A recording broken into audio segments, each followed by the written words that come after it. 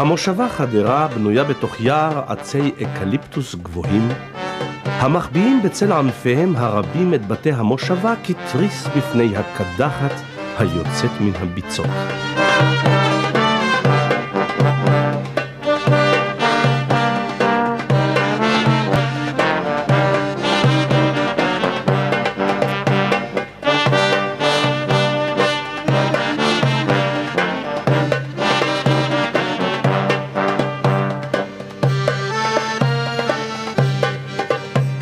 חדרה סובלת ממיעוט תושבים בשל הקדחת, ואלה נוטים למחלוקות ומריבות.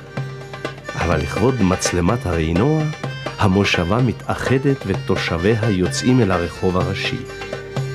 האיכרים דוהרים בעגלות, החלוצים הולכים ברגל, הילדים משתובבים, הערבי רוכב על חמורו, ואחריו משתרכות ברגל הנשים הערביות.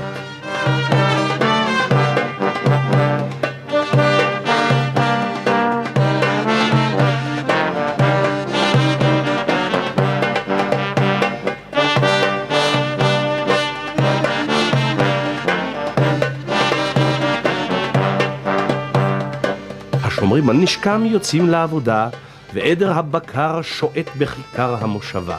כולם בחוץ.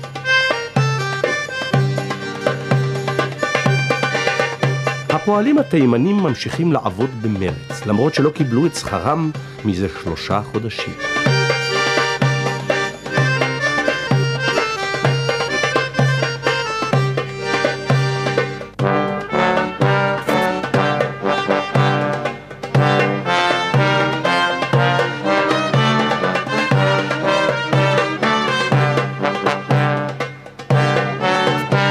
לאיכרי חדרה המכשירים היותר טובים לחרישה ולזריעה, לקצירה ולתישה.